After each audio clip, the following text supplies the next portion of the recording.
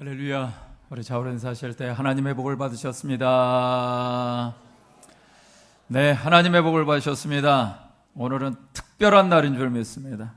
하나님이 우리와 함께 하시는 것이 더욱더 생생해지는 날이 되어질 줄 믿습니다. 특별히 영상으로 예배를 드리시는 우리 성도 여러분, 주님의 이름으로 환영합니다. 그곳에서도 하나님이 함께 하시고 임재하시는 줄 믿습니다. 오늘 저와 여러분들에게도 동일하게, 또 영상으로 들으시는 우리 모든 성도님들에게도 동일하게 하나님의 음성이 들려주게 될 줄 믿습니다. 우리 가슴에 손을 얹고 저를 따라 하시겠습니다. 예수님이 나를 사랑하십니다. 성령님이 나와 함께 하십니다. 그래서 나는 하나님의 복을 받았습니다. 할렐루야. 예, 이 복을 누리시는 우리 성도님들, 우리 영상으로 들으시는 예배자 여러분들 가운데 있게 되시길 주님의 이름으로 축복합니다.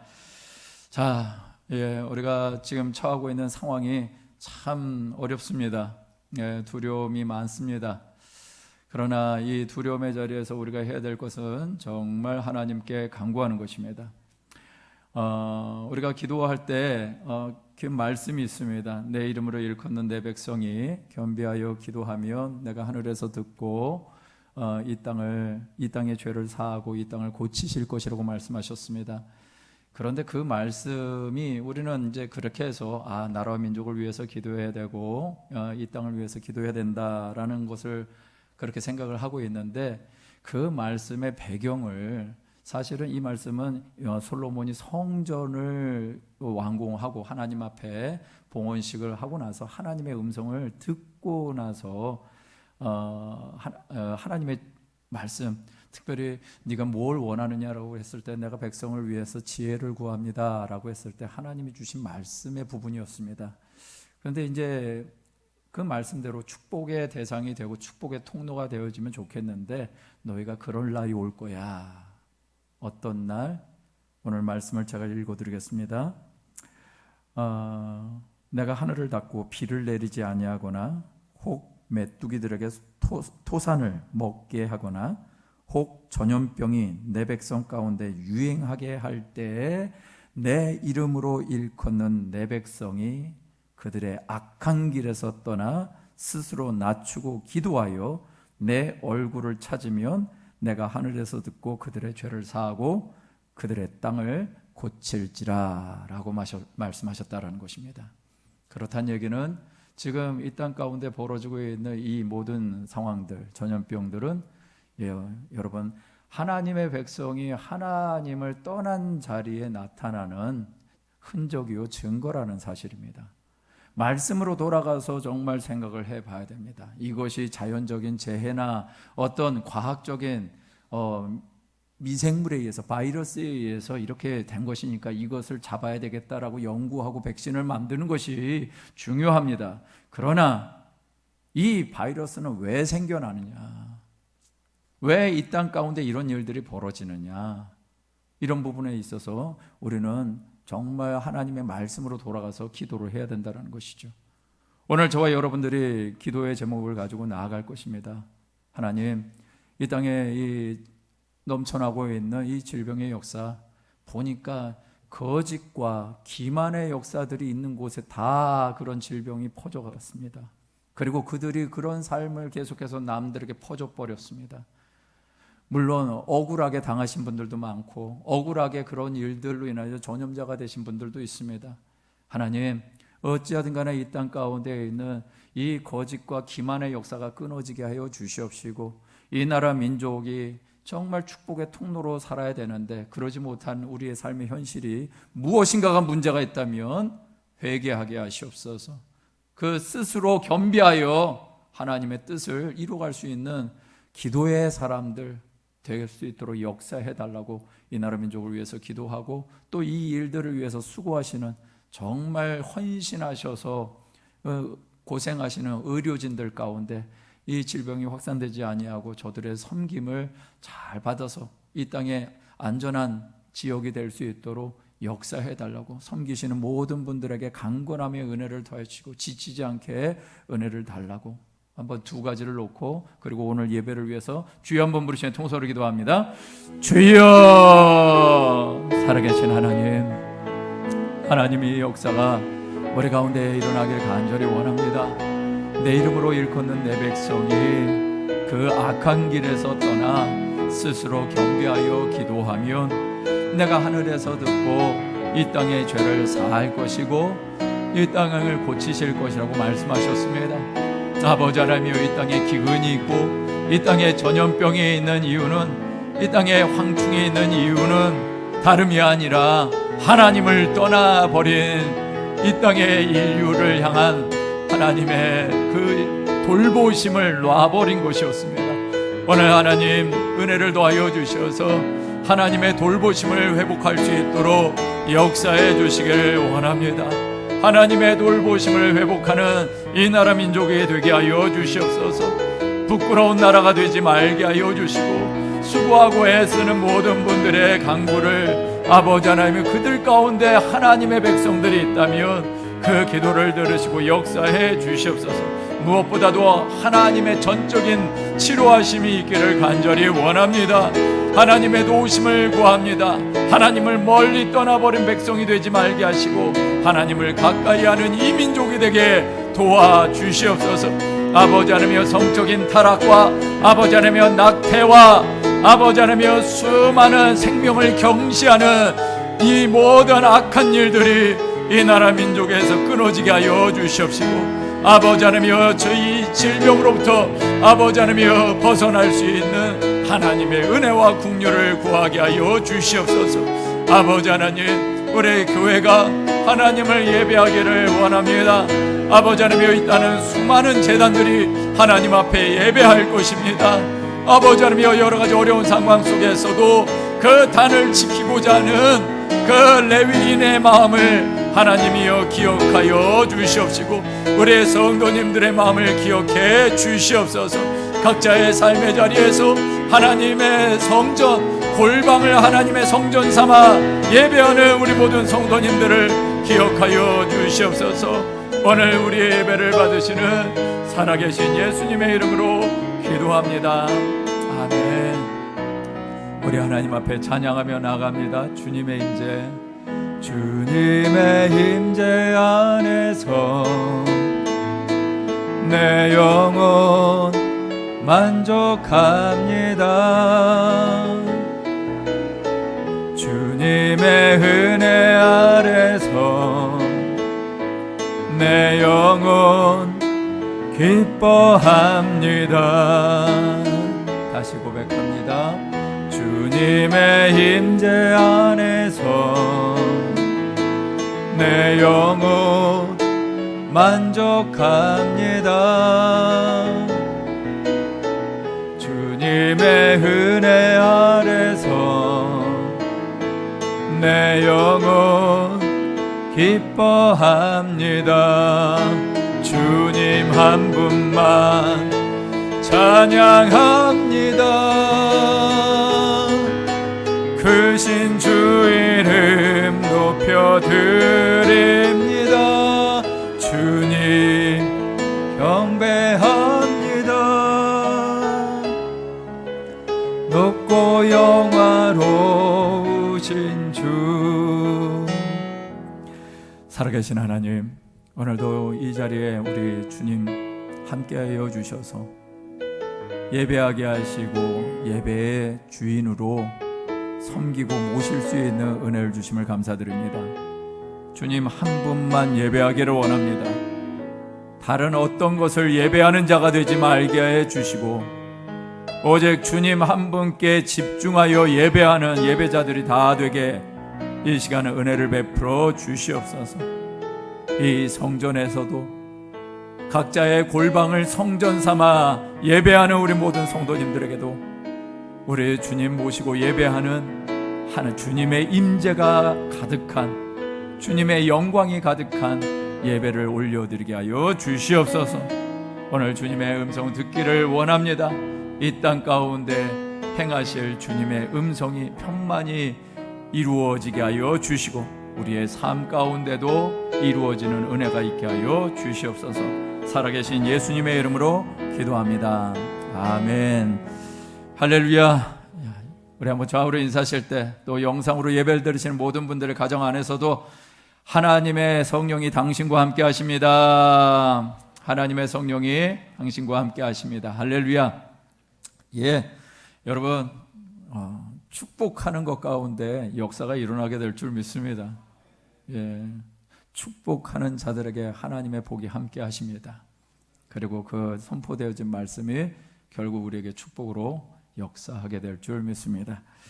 자, 오늘 누가복음 5장의 말씀을 근거로 해서 제자들을 다시 부르신 의미라는 제목으로 여러분들과 은혜를 나누기를 원합니다. 자, 오늘은 무슨 날이죠? 예, 3.1절. 예, 빨간 날인데 아쉽습니다. 네, 주일날 3.1절을 저희들이 맞이하게 되었습니다. 이 코로나19 전염병으로 인해서 다른 것을 생각할 수 있는 겨를이 없는 그런 시간을 보내고 있습니다. 그래도 여러분 3.1 운동 이 정신이 이 땅에 있었다라는 것을 우리는 기억해야 할 줄 믿습니다. 당시를 좀 생각을 해보면은 청나라, 예, 중국이죠. 중국, 일본, 러시아의 먹이로 전락해버린 이 조선이라는 땅, 결국은 이 청나라도 제압하고 러시아도 제압한 일본에 의해서 이 나라는 주권을 빼앗기고 또 그 빼앗기는 자리에 간신들에 의해서 나라를 팔리는 수모를 당하게 되죠. 한마디로 말해서 1910년대 벌어졌던 이 사건, 무기력하기 짝이었고 희망이 없어 보이는 이 땅 가운데 9년 만에 이 총과 칼이 아닌 목소리로 독립을 외치는 날이 옵니다. 그런 날 바로 3.1절이었고요. 3.1절을 그래서 우리는 기억해야 하는 것이죠. 여러분 조금만 생각을 해보십시오. 3.1절을 운동에 참여한다라는 것, 끌려갈 줄 알면서, 고문당할 줄 알면서, 어떤 치욕을 당할 줄을 알면서, 심지어 태극기를 들고 대한민국 만세를 외치는 그 손이 어떻게 될지를 알면서, 그리고 결국 총칼에 또 죽을 줄을 알면서도 빼앗긴 나라를 찾겠다라는 이 땅의 백성의 외침이 있었던 날이죠. 여러분, 이런 외침의 배경에 무엇이 있었는가 보니까, 제가 역사를 이렇게 돌아보니까 평양에 교회 하나가 있더라고요. 널다리골 교회라고요. 우리가 알려진 것은 그 널다리골 교회가 평양 장대헌 교회로 바뀌어지게 되죠. 이 평양 장대헌 교회, 선교사님이 세우신 교회였고요. 그 선교사님이 또 섬기신 제자들을 통해서 또 많은 목회자들이 나왔고, 그것을 통해서 교회들이 이 땅의 독립을 위해서 독립운동 정신을 갖게 되어지는 계기가 되었다라는 것입니다. 그것을 어떻게 할 수 있는가? 결국은 독립운동 33인의 그 명단 가운데 33인 중에 17명이 기독교인이었다는 사실을 우리는 생각을 해봐야 되죠. 예수님은 이 땅에 구원을 베푸시기를 원하셨습니다. 그래서 결국 작정하신 일을 행하시죠. 십자가의 역사를 이루시고, 비록 고난이지만 고난 이후의 영광의 부활을 우리에게 보여주셨습니다. 그리고 이 복음의 소식, 오직 내가 길이요 진리요 생명이라는 이 복음의 소식 전하게 하시려고 예수님도 제자를 세우셨죠. 예수님이 제자를 세우신 것이죠. 그 외에는 다 본을 받은 것이고요. 자, 예수님께서 그런 삶의 목적을 가지고 그 복음 증거를 할 수 있는 증인을 세워나가는 그런 공생애의 삶을 계속해서 보여주십니다. 예수께서 예루살렘에서 유월절을 보내시고 8개월간의 그 예루살렘에 있는 사역들을 정리하시고 갈릴리 지역으로 들어가십니다. 그래서 그때서야 회중 가운데 비로소 복음을 전하게 되었다, 회중 가운데 복음을 전했다라는 말을 하는 것입니다. 마태복음 4장 17절의 말씀에 보니까 이렇게 얘기하는 것입니다. 이때부터 예수께서 비로소 전파하여 이르되 회개하라, 천국이 가까이 왔느니라 하셨다라고 말씀하고 있습니다. 온 세상을 향하여 단순히 유대인들을 향한 것이 아니라 이 말은 온 세상, 온 인류를 향하신, 그리고 그 시대의 군중들을 향하신 복음의 전파였습니다. 지난 주일 말씀에 나눈 갈릴리 가버나움의 회당에서 귀신을 쫓아낸 사건으로 인해서 예수님의 공생의 사역이 확연히 드러나게 됩니다. 그 회당을 이곳으로 추정을 하고 있습니다. 사진을 보신다면 저게 가버나움에 있는 회당입니다.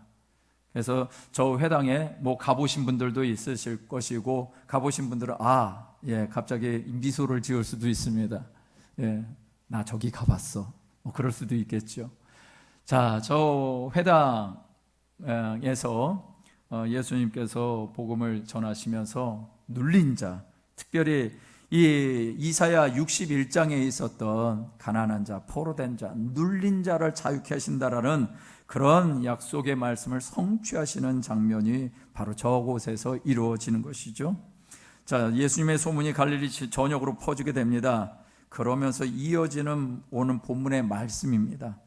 예수님을 만난 한 가정의 병고침 사건, 그리고 그 이후의 제자들을 다시 부르신 내용을 담고 있는데, 오늘을 살아가는 교회와 목회자들과 성도들이 어떻게 살아가야 할지 고민하고 하나님의 음성을 듣는 저와 여러분 되시기를 주님의 이름으로 축원드립니다.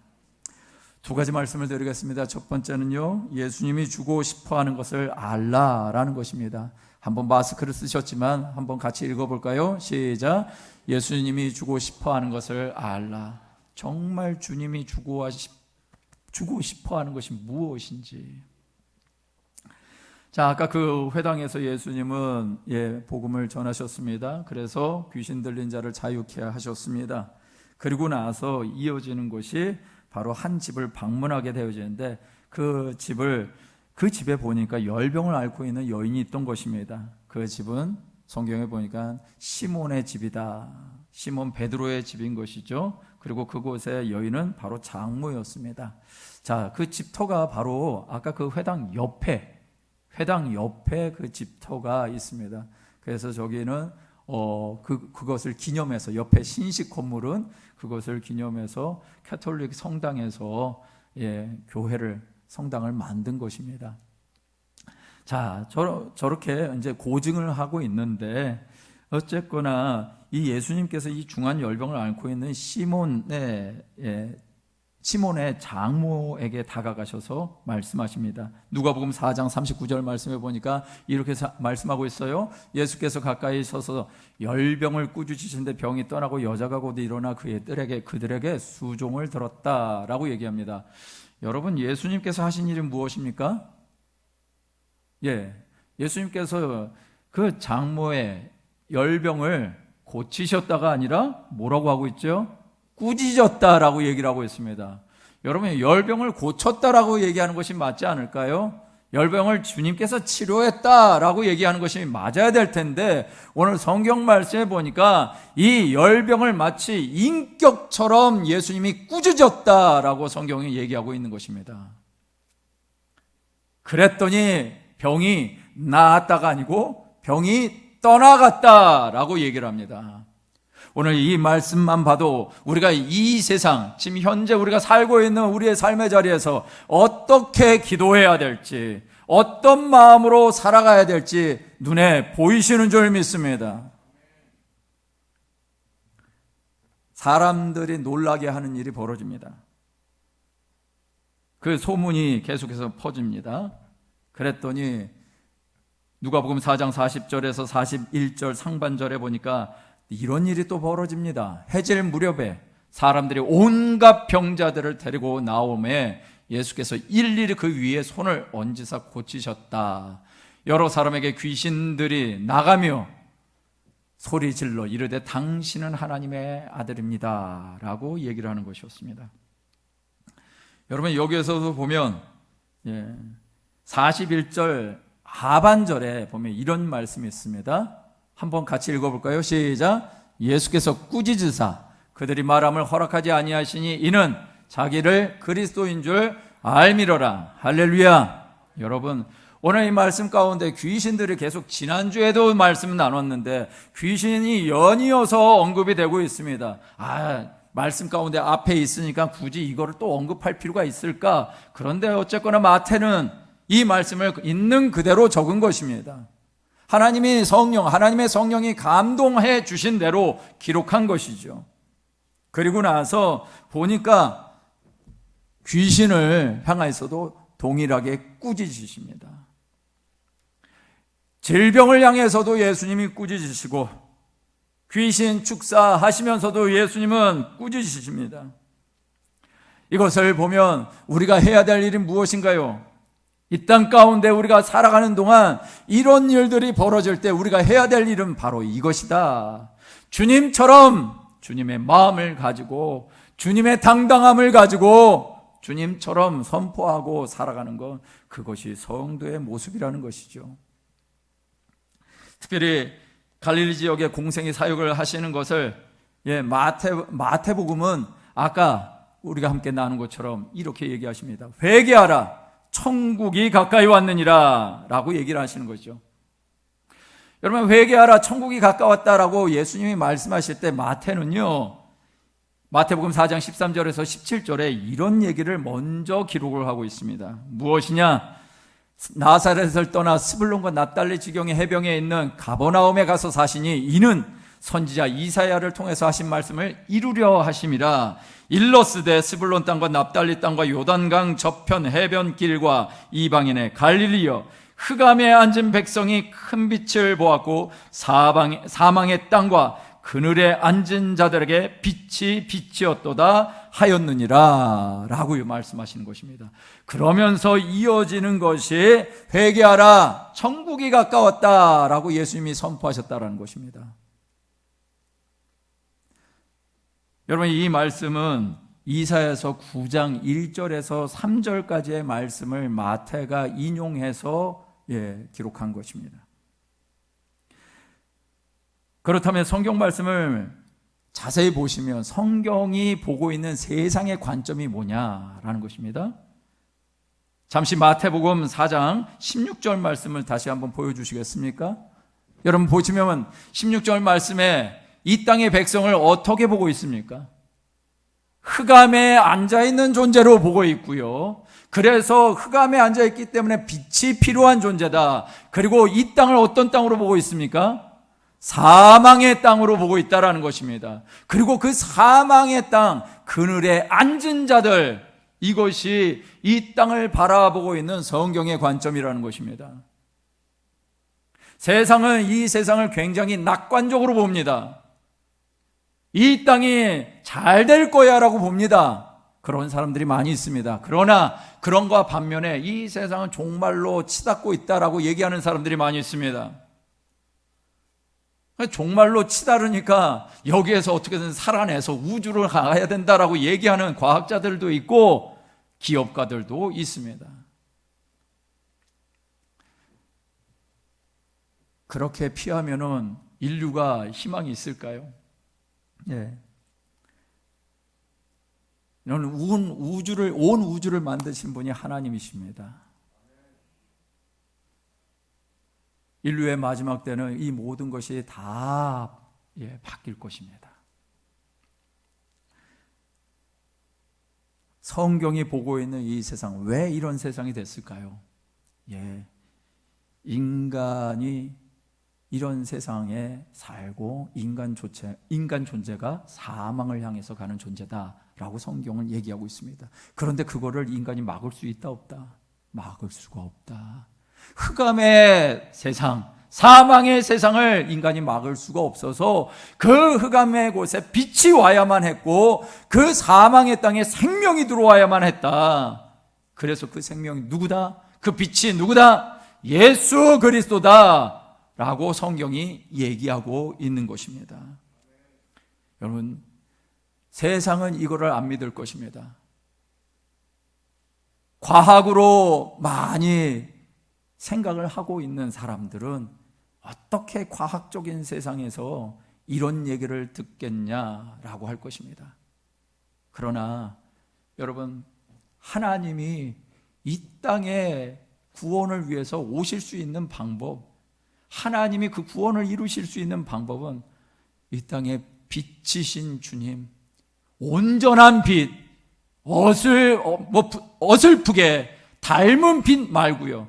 그 어설프게 닮은 빛을 쫓아가다 보니까 이런 이단 사이비 집단들이 창궐하고 그들 통해서 인생이 망가질 뿐만 아니라 세상을 어지럽게 하는 것 아니겠습니까? 어설픈 빛이 오면 그게 광명한 천사인 것입니다. 그런데 예수님이 이 땅에 오셔서 하신 일이 바로 그 빛 가운데 살 수 있는, 너희가 잘 살고 있는 것 같지만 흑암 속에서 헤매고 살아가는 거야. 그런데 빛이신 존재가 올 것이고 그 빛 대신 예수 그리스도를 만나면 너희가 빛 가운데서 벗어나, 어둠 가운데서 벗어나 빛의 자녀로 살게 될 거야. 사망에서 벗어나 생명의 자녀로 살게 될 거야. 이 말씀을 하시는 것입니다. 그런데 이런 이사야서의 말씀을 하시면서 예수님이 이어지는 선포가 무엇이었습니까? 회개하라, 천국이 가까웠다라는 것입니다. 여러분, 예수님께서 말씀하신 것이 그저 너희들 회개해, 천국이 있을 거야 라고 이렇게 말씀하셨을까요? 아니면 분명한 확신을 가지고 말씀하셨을까요? 예, 분명한 확신을 가지고 말씀하셨습니다. 여러분, 이 이스라엘 땅입니다. 유대인들입니다. 적어도 자기들은 하나님의 백성이라고 생각했던 사람들이었습니다.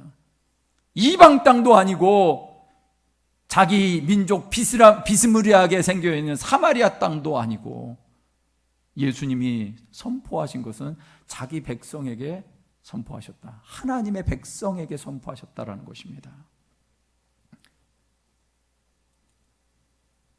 이렇게 온 세상과 무리를 향해서 예수님은 내가 구원의 문이라고 외치시고 있는 것이죠. 이 땅에 수많은 거짓 선지자가 또 미혹하는 자들이 예언과 기적으로 다가옵니다. 그런 이들을 향해서 성경이 뭐라고 하시는가? 사도 바울은 고린도후서 11장 13절에서 15절에 이렇게 말씀하고 있습니다. 그런 사람들은 거짓 사도요 속이는 일꾼이니 자기를 그리스도의 사도로 가장하는 자들이니라. 이것은 이상한 일이 아니니라. 사탄도 자기를 광명한 천사로 가장하나니 그러므로 사탄의 일꾼들도 자기를 의의 일꾼으로 가장하는 것이 또한 대단한 일이 아니니라. 그들의 마지막은 그 행위대로 되리라 라고 말이죠. 이런 자들은 광명하게 보입니다. 그러나 아무리 온전하게 보일지라도, 아무리 선하게 보일지라도 자기의 의가 들어있는 것이라면 그 뿌리는 죄인 것입니다. 그것이 흑암이요 그것이 사망인 것이죠. 단순히 병고침으로 낫는 것이나 귀신을 쫓아내시는 축사 사역을 위해서 예수님이 이런 일을 행한 것이 아니라는 것입니다. 한순간의 어려움을 극복하기 위해서 이런 일을 행한 것이 아니라 너희의 실상을 알라라는 것입니다. 너희가 이렇게 병든 자로 살 수밖에 없고 귀신 들린 존재로 살 수밖에 없는 것이, 이것이 너희의 실상이고 이것을 회복할 수 있는 유일한 길이 나 예수라고 말씀하고 있는 것이죠. 그러니 예수님은 흑암과 사망에 사로잡힌 인간을 구원해 내셔야만 했던 것입니다. 예수님은 그렇게 시몬의 장모를 치료하시고 고쳐주시고 그것으로 끝나면 좋을 텐데, 누가복음 4장 40절 말씀해 보니까 해질 무렵에 사람들이 온갖 병자를 데리고 나와서 예수님께서 일일이 고쳐주시는 일을 행하십니다. 여러분, 해질 무렵 유대인들의 생활 문화 가운데 보면은 모든 것을 다 정리합니다. 아무것도 안 합니다. 그저 가족들과 함께 보내는 것이 그들의 문화입니다. 그런데 예수님은 이 안에서 자기의 여유로운 삶을 포기하십니다. 왜? 그들을 건져야 되니까. 아까 우리 장로님께서 기도하신 것처럼 지금 이 코로나 바이러스로 인해서 의사 선생님들이 자원해서 자기의 병원을 내려놓고 그 현장에 대구 경북 현장에 가서 그렇게 수고하시는데 어떤 사진을 보니까 너무 짠한 거예요. 많이 힘드셨는지 그냥 앉아가지고 고개를 떨구고 아마 피곤해서 주무시고 있는지는 모르겠습니다. 그런데 그걸 보니까 너무너무 짠한 거예요. 예수님도 어쩌면 밤새도록 그런 사역을 하시고 심지어 귀신들을 쫓아내시고 병든 자를 고치시고 육체에 한계가 있으신 분이셨는데도 불구하고 그런 일들을 행하시지 않았을까? 왜요? 생명을 향한 열심이 예수님에게 있었기 때문에 그렇습니다. 그 마음이 예수님의 몸을 움직이게 하는 것이죠. 예수님이 누가복음 4장 43절에서 44절에 이런 말씀을 하십니다. 내가 다른 동네들에서도 하나님 나라의 복음을 전하여야 하리니 나는 이 일을 위해서 보내심을 받았다라고요. 여러분, 예수님이 이 안에서 이렇게 기적을 행하시고 병도 고쳐주시고 귀신도 쫓아내셨다면, 그래서 그것 때문에 사람들이 가지 않기를 원하셨다면 여러분 그 안에서 대접받고 그 안에서 조금 쉬고 그러셔도 되지 않았을까요? 그런데 예수님 그렇게 안 하십니다. 왜요? 하나님의 음성을 들으셔야 되거든요. 하나님이 인도하시는 대로 사셔야 되거든요. 당신이 봐서 좋은 대로 살아가는 것이 아니라 하나님의 영이 예수 그리스도를 이끌어 가시는 대로 사셔야 되거든요. 그게 예수님의 삶이었죠. 왜 그랬을까요? 예수님 마음 안에 하나님 아버지의 마음이 있었기 때문입니다. 호세아서 6장 1절 말씀에 보니까 이런 말씀이 있습니다. 오라 우리가 야훼께로 돌아가자. 야훼께서 우리를 찢으셨으나 도로 낫게 하실 것이요 우리를 치셨으나 싸매어 주실 것임이라. 믿지 않는 사람은 무슨 하나님이 찢고 낫게도 하냐, 병 주고 약 주고 그러냐라고 하는지 모르겠습니다. 여러분, 제가 말씀드린 것처럼 이 세상은 병만 있는 세상입니다. 믿으십니까? 이 세상은 찢어지는 일들만 있는 세상입니다. 흑암과 사망이 있는 세상이 이 세상입니다.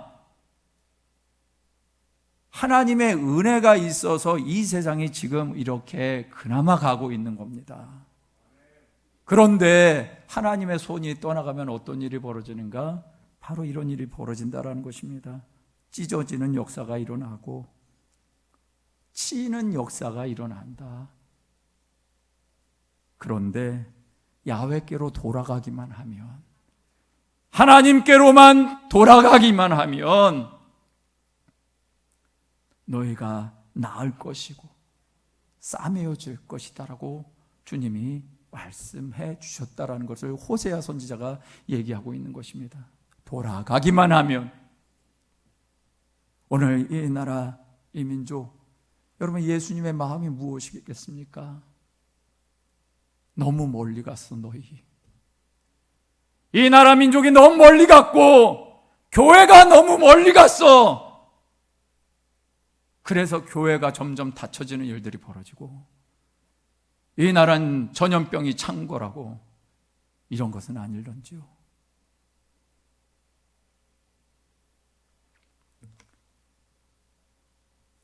진정한 기독교인은 예수님이 사역하시는 동기를 깨닫습니다. 그리고 따라가게 되어 있습니다. 죄의 열매로 망가진 흑암이 덮인 세상과 사망을 향해 가는 인생들이 보이기 시작한다는 말이죠. 내가 듣고 싶은 하나님의 말씀을 듣는 것이 아니라 예수님이 우리에게 들려주시고 싶은 그 하나님의 말씀이 보이기 시작하더라라는 것입니다. 예수님이 주고 싶어하는 하나님 아버지의 마음을 알아 구원의 열심을 내는 우리 모두가 되시기를 주님의 이름으로 축원드립니다. 두 번째는요, 나를 위한 삶이 아닌 남을 위한 어부가 되라는 것입니다. 한번 전 문장을 읽겠습니다. 시작. 나를 위함이 아닌 남을 위한 어부가 되라. 예수님께서 5장 말씀에 보니까 이 게네사렛 호숫가에 서서 말씀을 전하셨다고 하는데, 게네사렛이 무엇이냐? 여러분, 갈릴리 호수에 여러 지역이 있습니다. 그 중에 하나가 가버나움이었고 그 중에 하나가 게네사렛입니다. 지도를 잠깐 보시면 여러분들 좀 이해가 되실 것입니다. 아까 저와 여러분들이 보는 회당과 그리고 그 시몬의 집은 바로 가버나움, 이게 선으로 그어져 있는 가버나움에 있습니다. 그리고 그 옆에 게네사렛인데 그렇게 멀지가 않아요. 걸어서 가도 충분한 곳입니다. 바로 그런 곳에서 이 누군가가 물고기를 잡고 있었던 것입니다. 그러니 예수님이 그 물고기 배 주인과 함께 대화하는 내용이 누가복음 5장 3절에서 10절 상반절까지 나오게 되는 것이죠. 그 배 주인은 다름이 아닌 시몬이었습니다.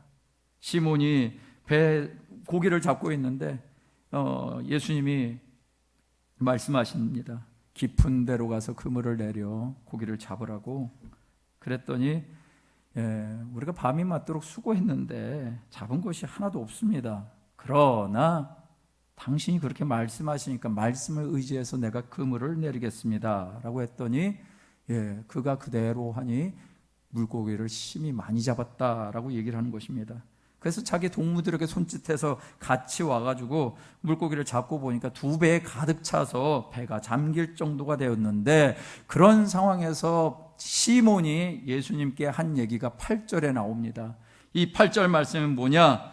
시몬 베드로가 이를 보고 예수의 무릎 아래 엎드려 이르되 주여 나를 떠나소서 나는 죄인이로소이다 하니 라고 얘기를 하는 것입니다. 이 말씀은 지난번에도 한번 나눈 것 같습니다. 그런데 다시 한번 생각을 해보기를 원합니다. 여러분, 시몬 베드로 예수님을 만난 것이 여기가 처음일까요? 마치 성경 말씀을 여러분 누가복음 읽으신 분들은 아시겠지만 누가복음 처음부터 쭉 읽어보면 여기서 처음 만난 것처럼 보입니다. 그러나 처음이 아니죠. 왜? 요한복음 1장 40절에서 42절에 이 침례 요한의 제자였던 안드레와 요한, 사도 요한 두 사람, 그리고 그 안드레가 바로 시몬의 동생이었기 때문에 형에게 와서 보라, 우리가 메시아를 만났다라고 하면서 베드로를 끌어가지고 예수님께 데리고 갑니다. 그랬더니 예수님이 이렇게 말씀하셔요. 요한의 아들 시몬아, 너는 이제 장차 게바라고 부를 거야. 무슨 얘기예요? 자기 이름을 가르쳐 준 적도 없는데 예수님 말씀하신 것이에요.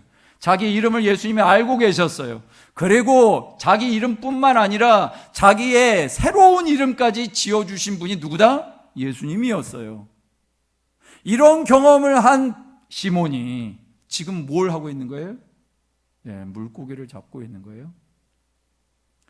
시몬이 예수님을 처음 만났을 때 이랬습니다. 그럼 그 이후에 어떤 삶을 살았을까요? 가나 혼인잔치에 제자들이 함께 있었습니다. 정확한 명칭은 안 나오지만 그 제자들 가운데 분명히 시몬이 있었을 것입니다. 그리고 더더욱인다나 이 말씀의 배경, 자기 집에서 어떤 일이 벌어져요? 장모를 고쳐줬고, 그리고 그곳에 수많은 병자들이 와가지고 병고침을 받았고 귀신이 쫓겨나가는 일들이 벌어졌는데, 그리고 더더욱인다나 지금도 이런 일이 벌어지고 있는데, 이거는 있을 수 없는, 왜? 어부 생활을 하는 사람이면 다 아는 법칙. 낮에는 물고기 안 잡힌다. 그런데 지금 이런 일이 벌어진 거예요. 그랬을 때 베드로 시몬의 마음 가운데 어떤 마음이 들었을까요? 전에 처음 만났을 때 이분이 누구라고 들었을까요? 야, 형님, 우리가 메시아를 만났습니다. 그래서 그게 혹해서 예수님 앞에 갔고 예수님으로부터 이름을 인정받고 새로운 이름까지 받았고 기적을 경험했는데, 여기 와가지고 어떤 일이 벌어져요? 수많은 기적들도 보았는데, 그런데 이가 한 것은 자기의 삶의 자리로 떠나가 버렸던 것입니다. 그러니 주여 나를 떠나소서 나는 죄인이로소이다. 인간적으로 볼 때는 어떻게 해야 될까요? 그냥 나 몰라라 할 수도 있는 것 아닐까요? 나 몰라라 하고 물고기 잡아주셨으니까 지난번에도 한번 말씀을 드리는 것 같은데 이 사업 구상 좀 한번 해보면 어떨까? 그래야 되는 거 아닌가요? 그런데 그러지 않고 예수님 앞에 자기 자신의 모습이 적나라하게 드러나니까 내가 죄인입니다. 나를 떠나소서 라고 얘기를 하더라라는 것입니다. 그동안 몸은 함께 있었는데 마음은 함께 하고 있지 않더라.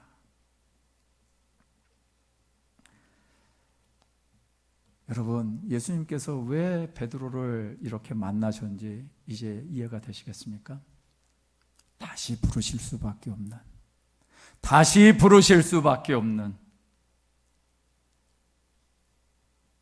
우리 안에는 이런 모습이 없을까요? 참 감사하게도 이렇게까지 내가 했는데 고작 이거냐? 라고 하는 것이 아니라 예수님이 말씀하십니다. 예수께서 시몬에게 이르시되 무서워하지 말라. 이제 후로는 내가 사람을 취하리라 하시니 라고 말씀하신 거예요.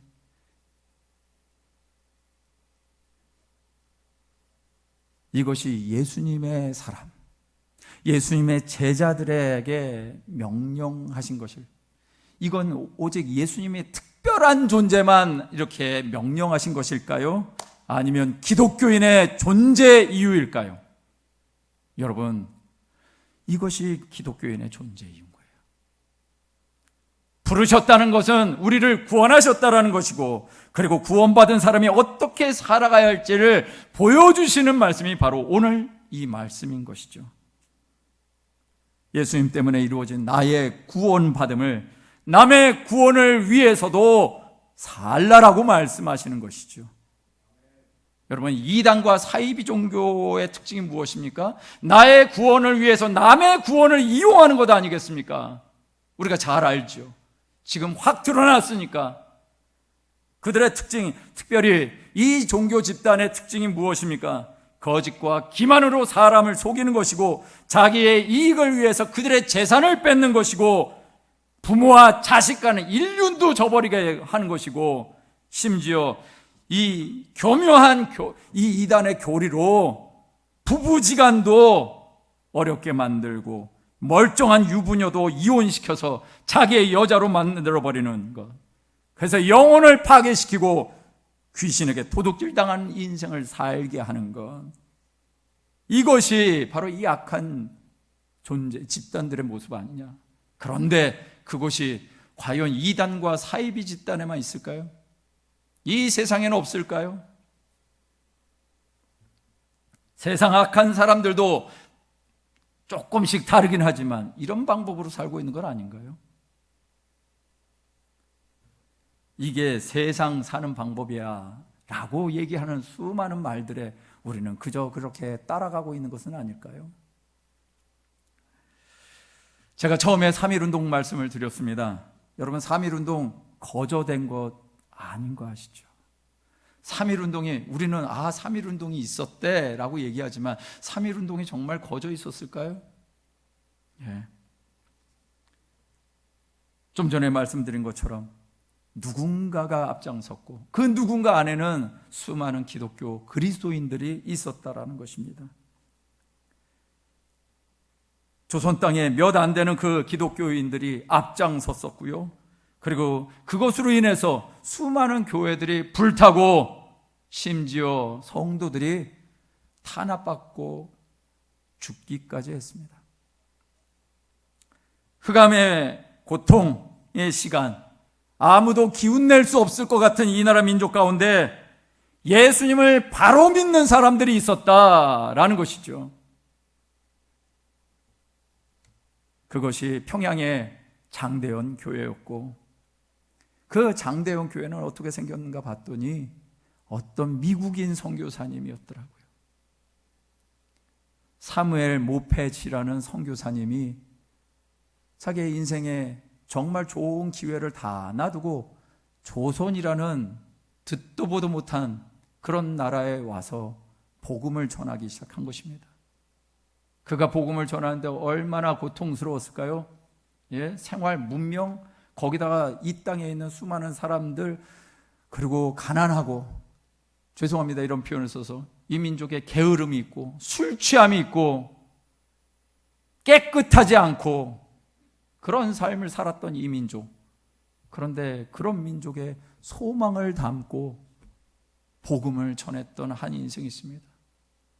심지어 평양에서 전도를 하다가 복음을 전하는데 어디 이 서양 귀신 같은 것이 와가지고 우리한테 이런 걸 가르쳐 하면서 돌덩어리를 던져가지고 턱에 맞았고, 턱에 맞아서 턱이 깨져버리는 한 인물이 있었습니다. 사진을 보여주신다면 예, 이 인물입니다. 여러분 턱이 조금 어떤가요? 예, 턱이 2부 예배 때 보여주는 사진은 멀쩡한 사진을 보여줬는데 우리 방송실에서 아우 센스 있게 알아서 준비를 했습니다. 예, 턱이 깨져서 그것을 오랫동안 회복하면서 저런 모양이 돼버렸습니다. 자, 이분이 그래서 학교를 교회 안에서 제자들을 세워갑니다. 그래서 그 제자들을 세운 학교가 신학교가 됐고, 그 신학교가 바로 광나루에 있는 장로교 신학대학, 장신대학교가 되는 것이죠. 그리고 그 제자들을 통해서 나온 것이 바로 이런 이제 조선인 목사님들이 이제 배출이 됩니다. 다음 사진을 보시면은요, 저게 장대현 교회고요. 그러면서 공부도 같이 가르쳤던, 신학을 같이 가르쳤던 장소이기도 합니다. 저기 보면은 왼쪽에 있는 키 큰 분이 바로 사무엘 모펫 마포 삼열 선교사님이셨고, 그 오른쪽에 갓 쓰신 분이 길선주 목사님이십니다. 그리고 이분을 통해서 결국 7명의 목사님이 세워지시는데, 그 목사님들 중에 한 분이 바로 짱똥을 던진 분이십니다. 이기풍 목사님이시라고요.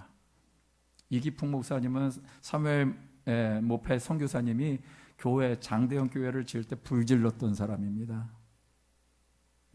그랬던 분이 결국은 모펫 선교사님을 통해서 제자가 되어지고 정말 예수님의 사람으로 든든히 서져서 제주도 선교 1호 선교사가 되셨습니다. 이분이 한 것이 일본 사람들이 그렇게 싫어하는 학교가 있었습니다.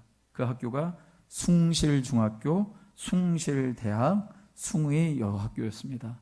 이것을 그래서 삼숭이라고 하는데, 이 삼숭 학교를 설립하신 분이 이분이십니다. 우린 자랑스러운 학교가 우리 동네에 있죠. 이 학교 지켜가기 위해서 이분이 얼마나 애썼을까요? 예수님의 사람들을 세우고 교육시켜야 된다, 그리고 성경 말씀 근거로 교육을 해야 된다라는 것을 정말 가르쳤던, 삶으로 살아내셨던 분입니다. 일제시대에 독립운동을 하는 것을 보면서 기독교인들 저것들을 먼저 발굴해야 되는구나, 그리고 저들의 교육을 망가뜨려야 되겠구나 라고 생각한 것이 바로 성경 없이 학교를 운영하면 학교 승인해 주겠다라고 얘기를 합니다. 그리고 신사참배 안 하면 학교 문 닫게 하겠다라고 얘기를 했습니다. 어떤 결정을 내렸을까요? 신사참배를 계속해서 강요합니다. 왜? 신사참배만 하면 기독교를 변질시킬 수 있으니까. 우상숭배하면, 섞어지게 되면 기독교는 변질될 수 있으니까. 그러니까 그것만 하자라고 했는데, 모펫 선교사님이 그것을 분명히 알았습니다. 그래서 절대 우리는 그렇게 안 합니다. 그래서 선택한 것이 무엇일까요? 학교를 폐교해버린 것입니다. 하나님이 허락하신 이 학교에서 우상 섬길 수 없고, 하나님이 허락하신 이 학교인데 어찌 하나님의 말씀을 가르칠 수가 없느냐, 이런 믿음을 가지고 그 그 일을 행하셨습니다. 결국 학교 폐교됐습니다. 그러나 하나님께서 그 학교를 폐교되게 내버려 두시지는 않죠. 그리고 결국은 이분이 70세에 은퇴를 하시면서 사람들로부터 이 굳건한 믿음, 이 믿음으로 말미암아 이 학교를 세워나갔고, 이 학교가 바로 이런 학교입니다, 자부심을 가지라고 우리 선교사님에 대해서 감사하는 마음을 전하는 그런 시간을 갖게 되었습니다. 그런데 웬걸요, 그 이후에 일본이 제가 여러 가지 자료를 보니까 뭐 이렇게 그냥 미국으로 갔다라고 좀 그런 얘기도 있는데, 나중에 한번 보니까, 자료를 보니까 일본 제국이 이분을 암살하려고 했습니다. 왜? 미국에게 도움을 자꾸 요청하고 이 땅에 있는 교회들을 지키려고 하고 학교들을 지키려고 하니까. 그래서 암살 계획을 세운 거를 알고 교회와 교회 지도자들이 이분을 빨리 몰래 그래서 미국으로 보냈습니다. 그런데 안타깝게도 가신 지 3년 만에 돌아가십니다. 이 땅에 돌아오시겠다라고 그렇게 다짐하셨는데 왜 그랬을까요? 이분이 돌아가시기 1년 전에 한국에 어떤 일이 벌어졌는가, 이 땅에 교회가 신사참배를 하기로 결정을 해버린 것입니다. 마음 아픈 그 소식을 듣고는 이분이 어떻게 해서 마음이 많이 상실됐던 것 같습니다. 연로하신 것도 있겠죠. 이 모페 선교사님이 조선과 조선 사람들에게 주시고자 하는 것이 무엇이었을까요? 진짜 이분은 조선을 사랑하셨습니다. 그리고 이 땅에 자유를 주시기를 원하셨고, 교회가 그런 역할을 하기를 원하셨고, 그래서 신사참배와 혼합되지 않기를 원하셨고, 오직 예수 정신으로 살기를 원하셨단 말이죠. 외국인이, 이 땅에 아무런 연고도 없는 분이 이 땅을 향하여 그런 마음을 가지고 이 조선 사람들과 이 나라를 섬겼습니다. 그리고 그의 자녀들은 계속해서 대를 이어서 이 나라를 섬기고 교수로, 의사로 이 땅에 계속 믿음의 후손들을 세워 가셨습니다.